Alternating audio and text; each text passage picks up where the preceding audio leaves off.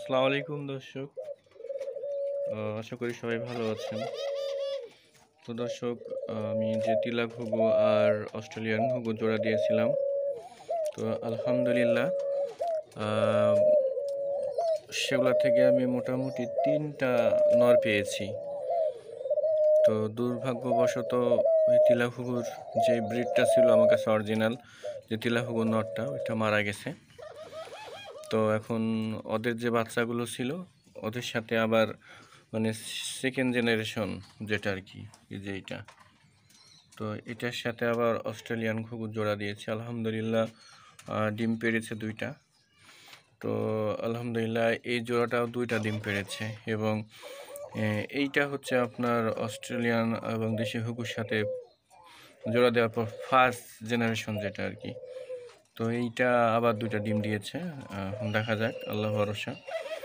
তো বাচ্চা উঠে কিনা, তো ইনশাল্লাহ এর আপডেটটা প্রতিনিয়তই আপনাদেরকে দিব।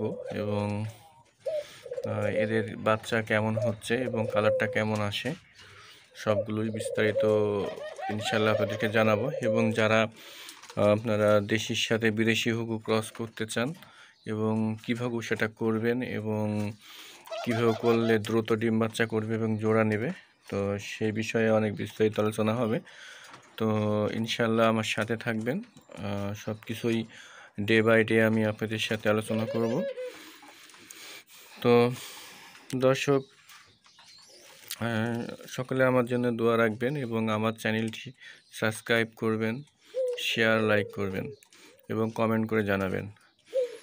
তো দর্শক, আজকে এ পর্যন্তই। তো তিলা ঘুঘুর সাথে অস্ট্রেলিয়ান ঘুঘুর মিক্সিং যেটা আর কি, সেই ব্রিডটা আপনারা যদি করাতে চান তো অবশ্যই আমার ভিডিওটা দেখবেন ডে বাই ডে, তাহলে ইনশাল্লাহ আপনারাও সহজে পারবেন। আর তিলা ঘুঘু আর দেশি ঘুঘু, তিলা ঘুঘু এবং বিদেশি ঘুঘু ক্রস ব্রিড করানো কিন্তু অনেক কঠিন একটা ব্যাপার।